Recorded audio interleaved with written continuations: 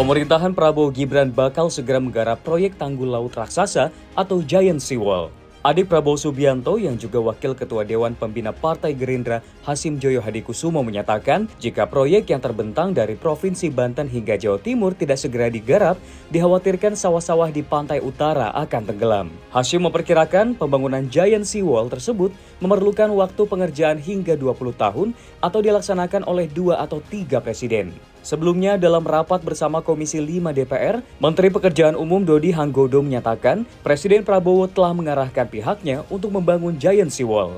Dodi menyebutkan untuk tahap awal proyek ini akan fokus pada Jakarta, namun karena keterbatasan anggaran, Dodi menambahkan pihaknya akan melibatkan pihak swasta untuk menggarap proyek ini melalui skema kerjasama pemerintah dan badan usaha.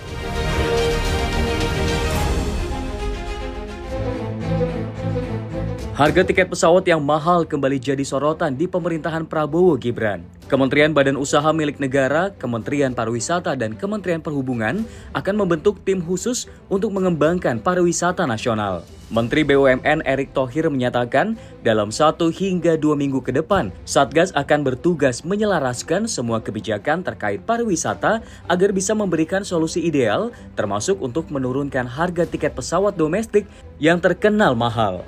Mahalnya harga tiket pesawat di Indonesia mendapat perhatian khusus dari Komisi Pengawas Persaingan Usaha. Komisi itu bahkan mengungkapkan sejumlah faktor yang menjadi biang kerok tak terjangkaunya harga tiket pesawat terbang oleh masyarakat.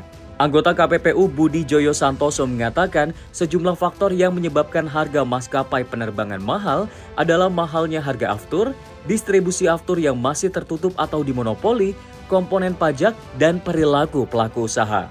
Meski begitu, Menteri Energi dan Sumber Daya Mineral Bahlil Lahadalia membantah bahwa harga aftur di Indonesia menjadi yang paling mahal di kawasan Asia Tenggara. Pernyataan Bahlil juga dipertegas oleh PT Pertamina Patraniaga. Pertamina memastikan harga aftur kompetitif dan mengikuti aturan yang berlaku di Indonesia.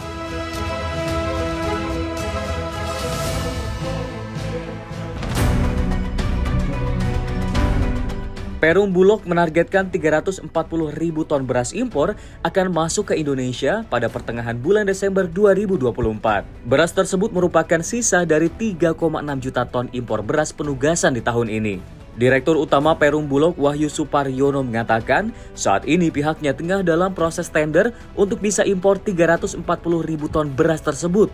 Tender telah berlangsung sejak 1 bulan lalu, di mana proses tender tersebut tengah memasuki tahap unwitzing, yakni calon peserta lelang mendapatkan penjelasan secara langsung tentang objek maupun pelaksanaan lelang. Sedangkan saat ditanya terkait rencana impor di tahun 2025 mendatang, Wahyu mengaku belum ada pembahasan terkait hal tersebut. Menurutnya, ke depan Indonesia perlu berubah dan mengurangi impor beras. Lebih lanjut, Wahyu menjelaskan saat ini Bulog sendiri mengelola setidaknya kebutuhan untuk bantuan makan setiap bulan sebanyak 220.000 ton. Itu berarti kebutuhan beras Indonesia sekitar 2,64 juta ton per tahunnya. Sebagai catatan, impor beras pemerintah tahun ini mencapai 3,6 juta ton, realisasinya baru 2,4 juta ton dan akan masuk lagi sekitar 1,2 juta ton lagi sampai akhir 2024. Produksi beras dalam negeri pada akhir 2024 dan awal 2025 diperkirakan menurun. Untuk menjaga ketahanan pangan sampai awal 2025, pemerintah membuka opsi impor beras 1 juta ton.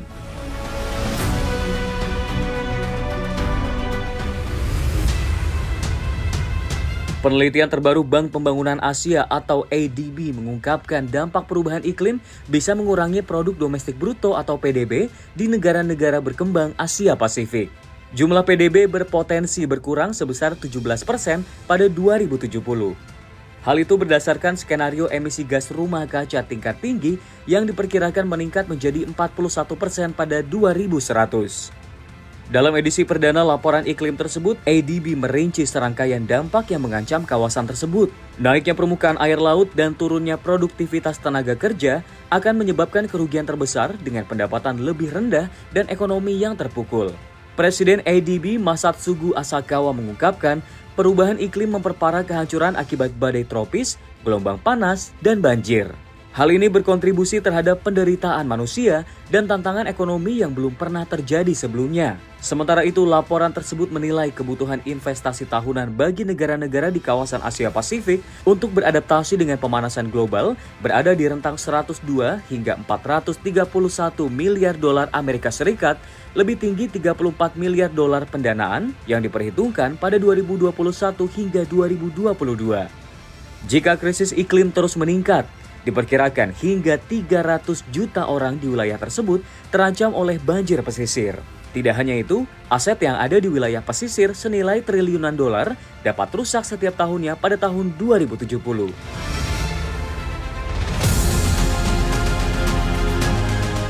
Denda Rusia ke Google bikin geleng-geleng kepala. Pasalnya, negara Kremlin tersebut menjatuhi denda 2,5 desiliun dolar Amerika Serikat kepada Google karena dituding memblokir propaganda pro-Rusia di YouTube. Nominal tersebut begitu besar sampai-sampai membutuhkan 33 angka 0 untuk menuliskannya. Sebagai perbandingan, PDB global diperkirakan mencapai 110 triliun dolar atau 12 angka 0 di belakang. Denda tersebut merupakan hasil akumulasi denda selama 4 tahun. Angka ini disebut akan berlipat ganda setiap pekan di bawah hukum Rusia. Pakar yang dikutip oleh kantor berita Rusia, Roman Yankovsky dari Institut Pendidikan HSI mengatakan bahwa Google jelas tidak akan membayar denda ini. Perusahaan induk Google, Alphabet, memiliki kapitalisasi pasar lebih dari 2 triliun dolar. Bahkan dengan laba 80 miliar dolar di kuartal akhir tahun ini, tak membuat raksasa teknologi itu mampu membayar denda. Situs berita milik pemerintah RBC yang pertama kali melaporkan denda besar-besaran mengatakan Google juga melarang outlet media lain pada 2022 karena dukungan mereka terhadap invasi Rusia ke Ukraina. Pelarangan tersebut membuat Google mendapatkan denda lebih lanjut. Google membatasi pembuatan akun baru untuk pengguna Rusia pada bulan lalu dan juga menonaktifkan akun AdSense di negara tersebut pada Agustus 2022. Iklan online juga tidak ditayangkan kepada pengguna Google di Rusia sejak Maret 2022 sebagai bagian dari sanksi yang lebih luas terhadap negara tersebut.